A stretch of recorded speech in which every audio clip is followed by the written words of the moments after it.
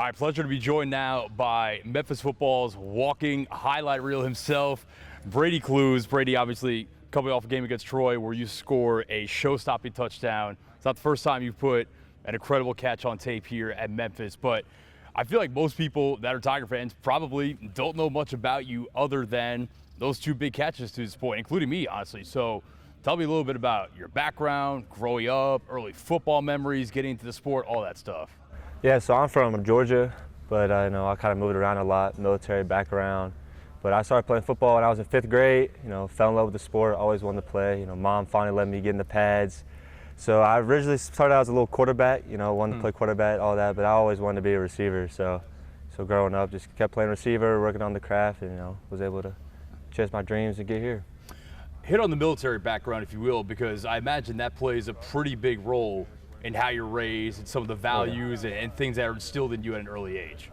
Oh yeah, for sure. My parents, put that discipline mentality in me, blue collar, just put your head down and work, don't worry about any outside things, control what you can control and just work hard. Okay, so you said you started out playing quarterback. When did you fully transition to receiver? I played quarterback in 5th grade, and then, just pee-wee stuff, simple, and then I played a little bit in middle school, but I mostly transitioned to it, late middle school, more in high school is where I really started playing receiver.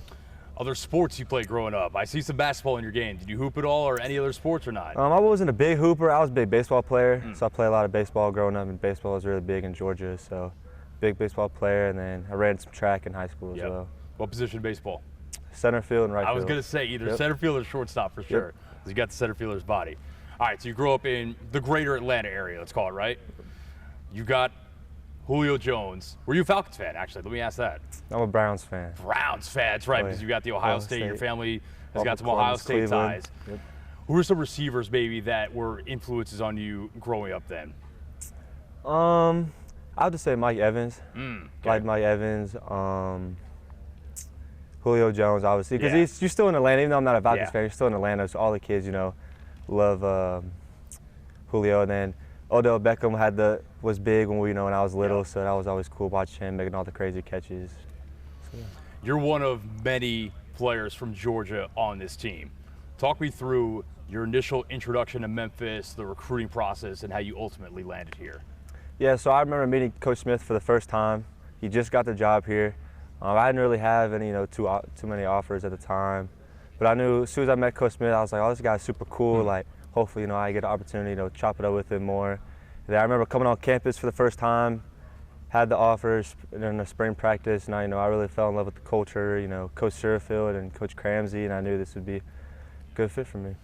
So you said you didn't have many offers at first. Did you feel like, now I know you were a three-star recruit, but did you feel like a little bit of an underdog of sorts during your recruiting process? I did.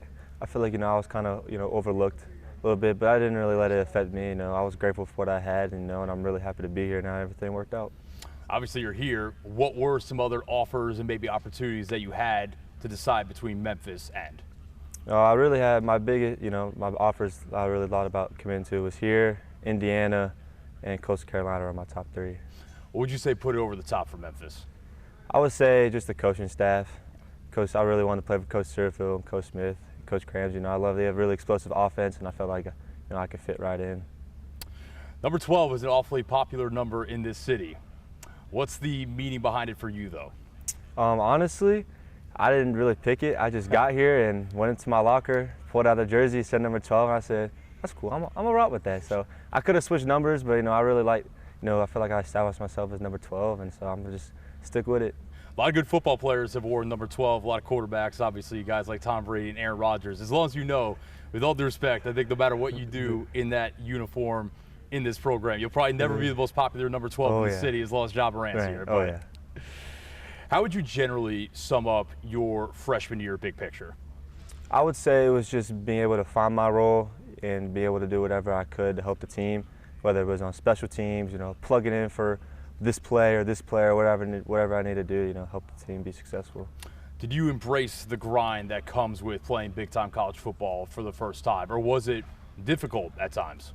It was difficult at times. Obviously, it's adjustment, graduating early, so coming in, that was a little bit of an adjustment. But once we got close to the season last year, I was ready to rock and roll. So college football teams, it is really tough to keep up with everyone on the roster because there's over 100 players on the team. So I'll admit, I didn't know much about you until UAB last year, late in the game, when you put your first real highlight reel catch on tape, the one-hander against UAB. What do you remember about that moment? I just remember that we were going to call that play in the earlier drive, and then we ended up not calling it, so I was kind of bummed because I knew I was going to get the ball. And then we ended up calling it again, so watching film and throughout practice that week, I knew that play was going to hit, so I was super excited. And I saw the ball come in, I just went up and made a play. So it was dialed up specifically for you? Not for me, I just happened to be in for when it was called, so you could say it was lucky, but not really, but it was cool. I imagine there's not much thinking in that moment, right? But after the play is over, you're like, oh, that's pretty cool. Yeah, I would say that more hit me after the game. So after the game, kind of looking back and watching, I was like, oh, that was pretty cool. But in the moment, I was just focused on the game and ready for the next play. Do you remember the reaction whenever you got back to the sideline? I do. I remember everyone going crazy. I remember watching it too, like on my phone, and see how all my teammates go crazy. So that was pretty cool to see how they all supported me. So. Did you feel like that was your arrival moment of sorts here? I would say so. It was kind of, fans started to see, what I was capable of doing. In the days after that, do you let yourself revel in that at all, soak it in, or is it completely on to whatever's next? No, it was just on whatever's next. I think we had the bye week, then Tulane the next week, so it was just ready to go in there. They were a ranked team at the time, so ready to go in and get a win on Thanksgiving. So your freshman year comes to an end. You go into the offseason, and there are a lot of targets in that wide receiver room that are now gone, with Rock going on to the NFL, Demir going to the NFL, and that's not even talking about guys like Lanphier at the tight end spot. Just a lot of targets on the team in general vacated. What was your mindset in terms of trying to seize the opportunity that could come with that? It was really just take it day to day, and just work hard and just kind of let everything, kind of play out. Sort of quiet first couple weeks of the season, but then you made your presence felt in a big way on Saturday against Troy with your second show-stopping catch in a Tiger uniform. Talk me through the play, the touchdown for Brendan Lewis. Yeah, so I knew we practiced that play throughout the week, and I remember telling B. Lou, I was like, if he's pressed up or close to me, he's like, I'm just gonna go. He said, all right. So then went out there, and then I just saw the ball coming and just made a play. Did you know it was a catch when you made it? I don't know. I knew I had possession, but I wasn't totally sure that my feet were in. So that's why I made the catch. I was kind of looking at the refs, like waiting for them to make a decision. But then once they said it was touchdown, I was like, I had to have to be touchdown. So again, I realize you're very much in the flow of the moment, and you're not thinking at all. It is purely instinct and reaction. But what is the balance of trying to make this crazy one-handed catch and also making sure, I got to get a foot down inbounds as well? I don't know. I don't really think about it. I'm more just kind of playing and just kind of, let my natural ability just kind of take over, practice it. You get reps in practice, so it's just kind of second nature in the game. Second time you've done it with one hand. I know it's kind of a weird question to ask, are your hands bigger than most or what? I mean, yeah, I got 10-inch hands, so I guess my hands are bigger than the average person, so yeah. Which one, I imagine I know the answer, but I'm going to ask, which catch was cooler and more difficult? I would say Troy. Got to be, right? Yeah, because I had a defender back at the end zone. Defender was right on me, so I'd say Troy.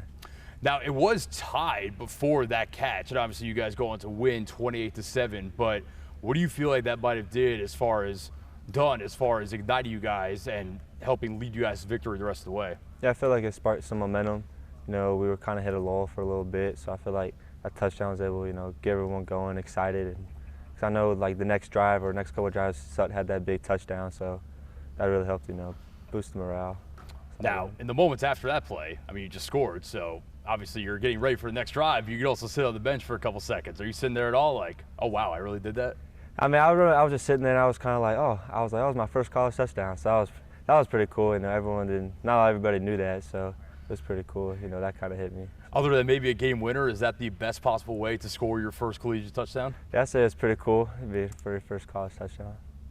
What did your phone look like after the game? Text, DMs? Oh, man. It was crazy. We had an hour bus drive, from the stadium to the airport, and I just spent the whole time just replying to friends, family, and all kinds of stuff. So it was pretty cool, though. It was cool. I got a big support system. SportsCenter top 10 as well.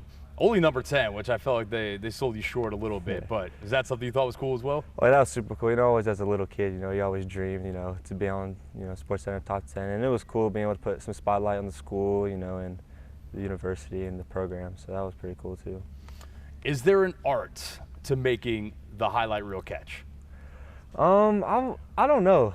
I feel like it's just going out there and playing ball like you're in the backyard, just having fun, and I wouldn't say there's like a special art to it. Is that something you practiced at all growing up, though?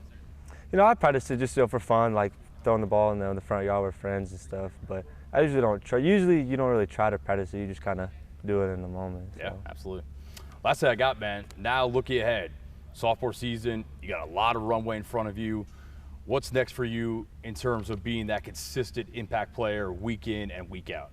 Just take it in one day at a time, 1 week at a time, and just keep putting my head down and working and do whatever I can to help the team be successful. Mr. Highlight himself, Brady Kluse. Anything else you want to throw in before I let you go? No, just thank you.